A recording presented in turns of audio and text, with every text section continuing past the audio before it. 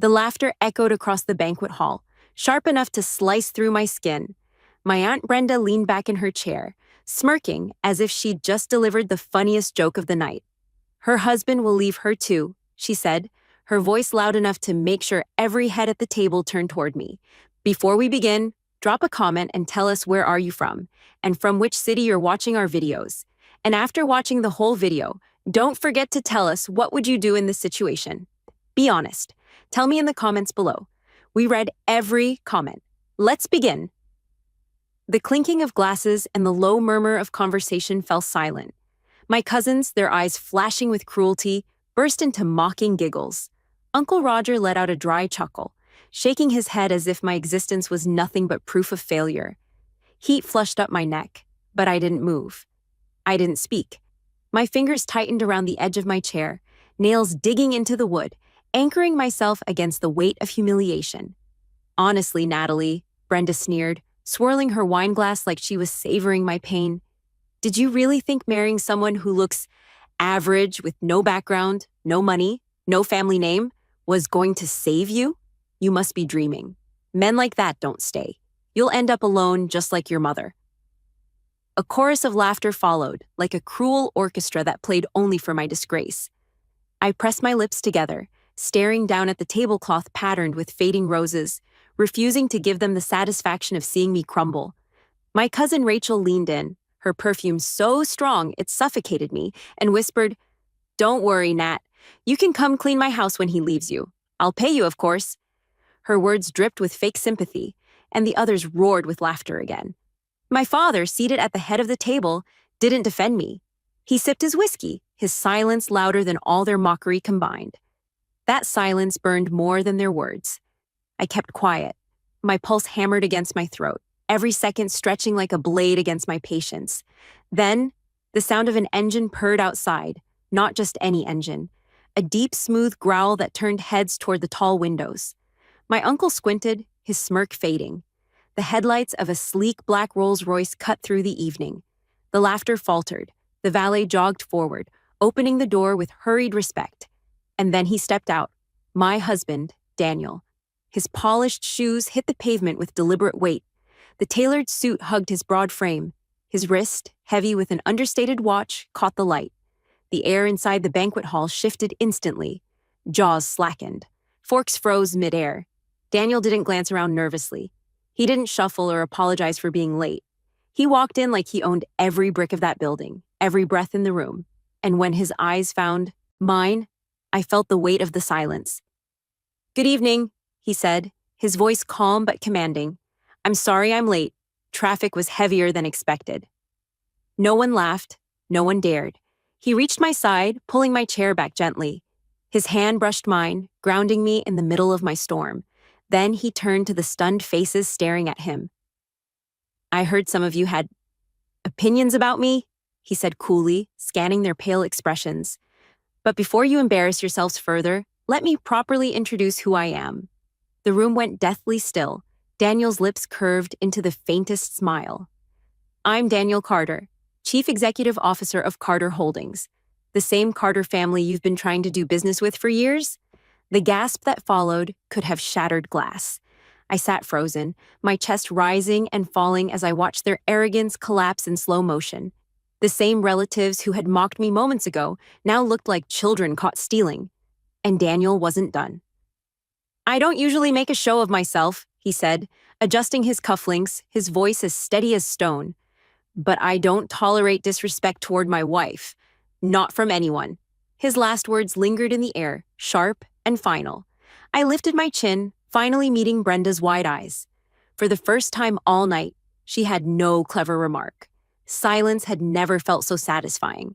The silence in the hall was thick after Daniel's words. My father tried to recover first, forcing a thin smile.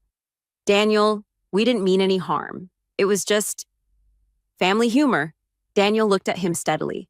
"Mocking my wife isn't humor. It's disrespect." Aunt Brenda shifted nervously, her glass trembling. "We tease because we care," she said weakly. I let out a sharp laugh. "No, you tease because it makes you feel bigger. You've never once cared about me." My cousin Rachel muttered, "You never said he was..."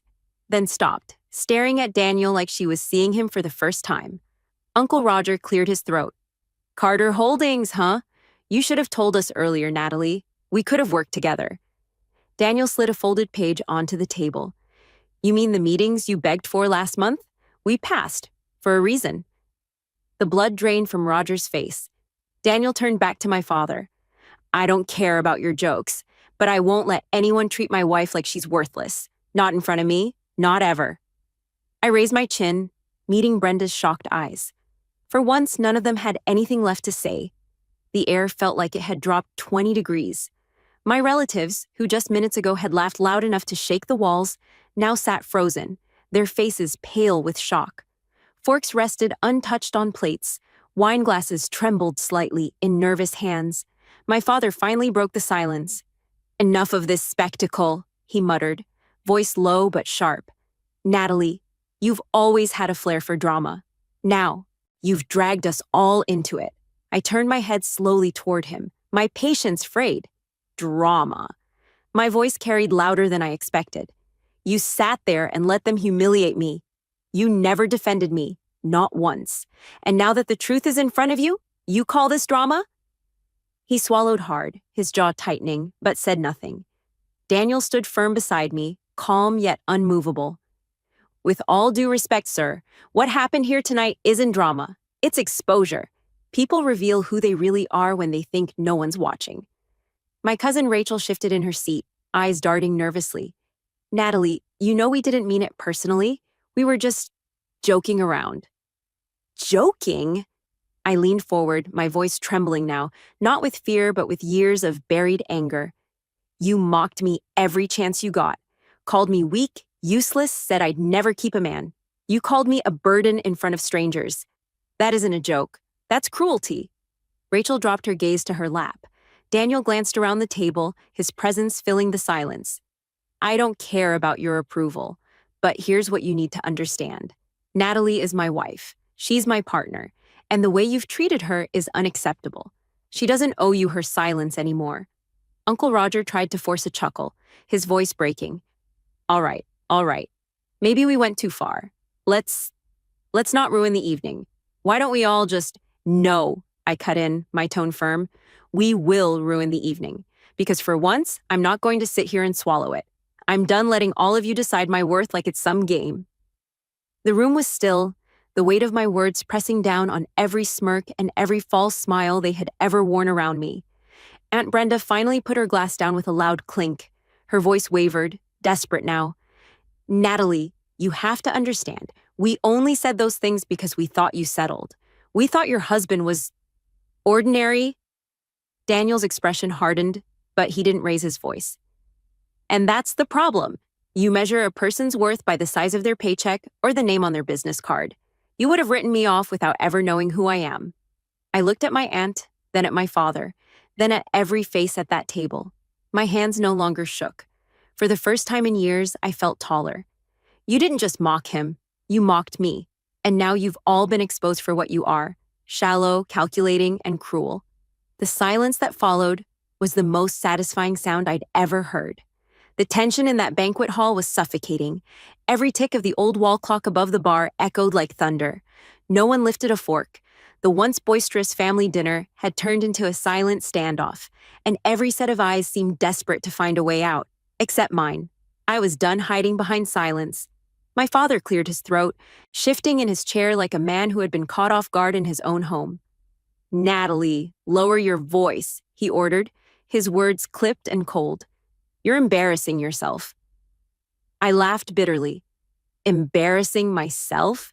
You sat there while your family mocked me, mocked your own daughter, and you said nothing. You let them tear me down because it was easier than standing up for me. His lips thinned, the mask of control slipping just a little. You've always been dramatic, sensitive. You take everything too seriously. They were teasing. You can't expect people to walk on eggshells around you. Daniel's hand rested lightly on the back of my chair, steady, grounding me. His voice cut through the room like steel. There's a difference between teasing and cruelty. What happened here tonight wasn't harmless fun. It was humiliation. And the silence from the head of this table only proved how little value you place on your own daughter's dignity. My father's jaw clenched. He turned his gaze to Daniel, trying to assert control. With all due respect, Daniel, this is a family matter. Outsiders don't dictate how we speak to each other. Daniel didn't flinch. Then maybe that's why this family has fractured into bitterness and shallow competition, because no one has the courage to tell the truth. The words landed like stones dropped into water, the ripples reaching everyone. My Aunt Brenda lowered her eyes. Roger rubbed at the back of his neck. Rachel stared down at her plate, cheeks flushed with shame, or maybe fear. But my father wasn't ready to give in. He leaned forward, his eyes narrowing. You think money gives you the right to stand here and lecture us? Don't mistake wealth for wisdom, Daniel. Men like you are temporary. You show up, make noise, and disappear when the tide changes. Daniel's voice didn't rise, but the power in it made the air heavier. I didn't build my life on noise, sir. I built it on discipline, respect, and loyalty. And loyalty is something your daughter has given you in abundance, while you've returned nothing but silence. The room stilled. My chest tightened. For years, I had wished someone, anyone, would say those words aloud. And now, hearing them from the man I married, I felt tears burn at the back of my eyes, not from weakness, but from release. Don't talk to me about loyalty, my father snapped, his tone suddenly harsher. Loyalty is staying with your family no matter what. Loyalty is not running off with a man who hid who he really was. She didn't even tell us his name properly until now. What kind of loyalty is that? My voice broke through before Daniel could respond. You don't get to lecture me about loyalty, Dad. You taught me from the time I was a child that my worth depended on how much I could offer you, how much I could give back, how useful I was to this family's reputation. I stayed quiet because I thought that was loyalty. I endured your silence, your dismissal, their mockery, because I thought that was love. But love doesn't look like this. And loyalty doesn't mean destroying myself just to keep your pride intact. Brenda's face twisted. Oh, listen to her? Acting like she's some victim. Natalie, we gave you everything. A roof over your head, a seat at this table. A seat at the table? I cut her off, my voice rising now, refusing to back down. You mean the seat you only gave me so you could laugh when I spoke? The seat you used to remind me I didn't belong? That wasn't a gift. That was a cage. Daniel stepped forward now, commanding the space like a man used to boardrooms full of men who underestimated him. He wasn't yelling, but his calm was more unsettling than if he had shouted. I didn't want to do this tonight, but let me be clear. My name isn't just Daniel Carter. It's Daniel Carter of Carter Holdings. And for those of you who haven't been paying attention, our company owns significant stakes in businesses connected to this family. Your shops, your offices, even your suppliers. Roger's face drained of color. That's not possible. Daniel's eyes locked on him. I don't bluff. Every deal you've tried to chase, every email you've sent begging for meetings, I've seen them all. I stayed silent out of respect for Natalie. But that respect ends when you drag her name through the mud. Rachel whispered under her breath.